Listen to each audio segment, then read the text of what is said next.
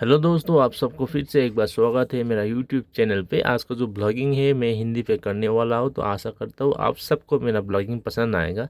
तो मैं आज सुबह सुबह उठ के रेडी हो रहा हूँ जाने के लिए सिलीगुड़ी। और मेरा गांव से जो गाड़ी का रास्ता है एकदम दूर पड़ता है, तो मैं जो रेडी हो रहा हूँ फिलहाल अभी मैं सुबह का 4 बजे रेडी हो रहा हूँ। तो मैं फटाक से रेडी हो के यहाँ से निकलने का कोशिश कर रहा हूँ। तो अगर मैं आपको घड़ी दिखा दूँ तो सुबह का ये बजा हुआ है 4। भाई साहब 4 बजे उठ के सुबह यहाँ से मुझे निकलना पड़ रहा है। और हाथ में एक छोटा वाला टर्चर बैग लेके मैं यहाँ से निकल जाता हूँ भैया के घर की तरफ। और देखता हूँ भैया भी ऑलमोस्ट रेडी है, तो दोनों रेडी हो गए। यहाँ से हम लोग निकल जाते हैं सिलीगुड़ी के लिए।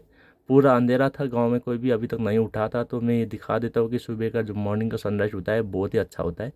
और गाड़ी का ड्राइवर ने इतना लेट किया कि हम लोग को रुकते रुकते सुबह हो गया। और finally at the last moment गाड़ी जो ड्राइवर था, हमारा जो गाड़ी था हमारे पास, वो आ गया। तो गाड़ी में बैठ के हम लोग फटाक से निकल गए सिलीगुड़ी के लिए यहाँ से। तो रास्ते में बात करते हुए हम लोग निकल गए सिलीगुड़ी के लिए। और रास्ते में इतना ज़्यादा ठंड था, तो एक आंटी के घर पे दुकान पे रुक के हम लोग ने गरम गरम चाय पी। और आंटी ने आग भी जलाया हुआ था, तो उसका भी मज़ा मैंने लिया। और फिर से हम लोग निकल गए सिलीगुड़ी की तरफ। और अच्छा सा व्यू जो आपको दिख रहा है टी गार्डन का, भाई साहब इसका बात ही क्या करें, इतना अच्छा सुंदर वाला tea garden on the way मैंने दिखा। और फिर हम लोग पहुंच गए एट द लास्ट सिलीगुड़ी।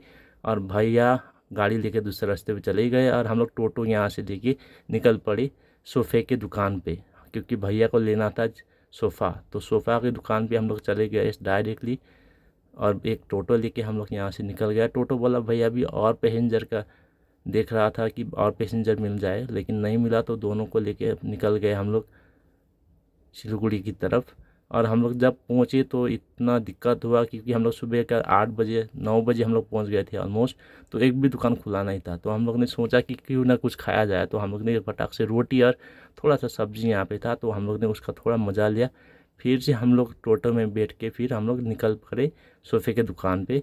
और ये भैया भी बोल रहा था वीडियोग्राफी हो रहा है क्या। तो हम लोग एक दुकान में पहुंच गए जहाँ पे सुबह का फर्स्ट दुकान ये खुला था।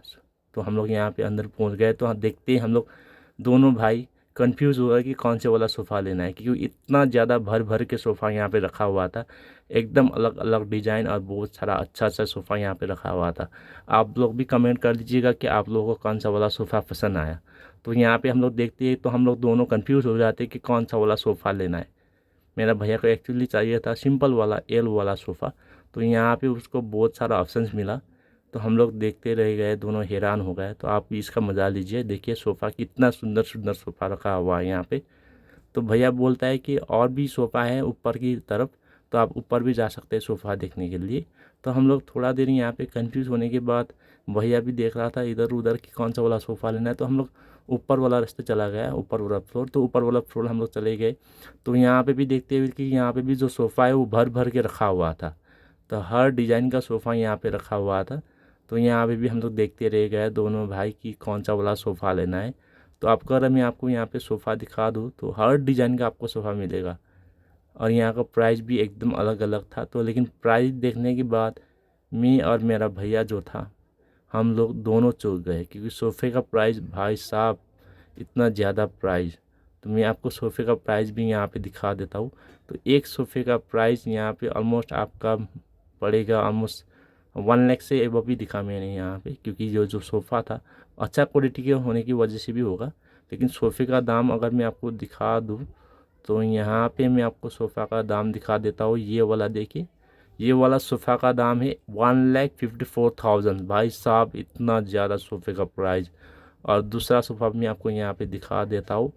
तो उसका प्राइस था अराउंड ऑलमोस्ट आपका इसका प्राइस था 1,14,000। भाई साहब हम दोनों भाई चौंक गए सोफ़े का प्राइस देख के। तो भाई ने बोला कि यहाँ पे नहीं दूसरी जगह ट्राई करते एक बार। तो हम लोग दूसरा जगह चले गए। और रास्ते में एक भैया मिल गए, वो बोल रहा था कि मेरे घर पे सोफ़ा रखा हुआ है मेरा ऑनर के घर पे, और आपका आँख फटे के फटे रह जाएंगे, इतना ज़्यादा सोफ़ा है। तो उनको फॉलो करते हुए हम लोग चले गए उनका मालिक का घर। और चलते चलते उसने एक शटर को ऑन किया और लाइट को ऑन करते ही यहाँ पे हम लोग ने देखा, हाँ यहाँ पे भी बहुत अच्छा अच्छा सोफ़ा रखा हुआ था। तो मैं और मेरा भैया यहाँ पे देखने लगे कि कौन सा वाला सोफ़ा लेना है। यहाँ पे भी थोड़ा बहुत कन्फ्यूजन तो हो रहा था, लेकिन पहले के दुकान से थोड़ा कम सोफ़ा था यहाँ पे, लेकिन क्वालिटी अच्छा था यहाँ पे भी, ठीक ठाक ही था बोल सकते हैं हम लोग।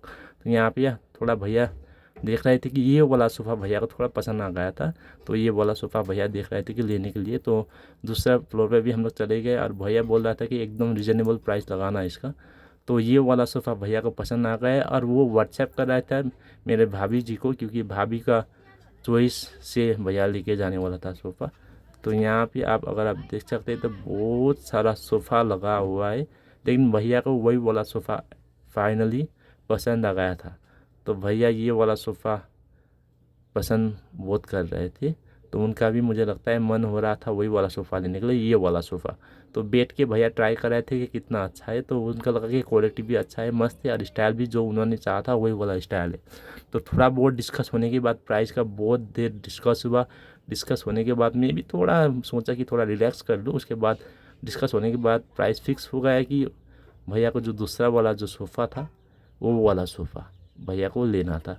तो भैया का प्राइस में लगा अराउंड 1 आवर। तो उसके बाद प्राइस फिक्स होगा यहाँ पे अराउंड आपका 30,000 वाला सोफ़ा ही। तो लास्ट में मिला 30,000 में ये सोफ़ा।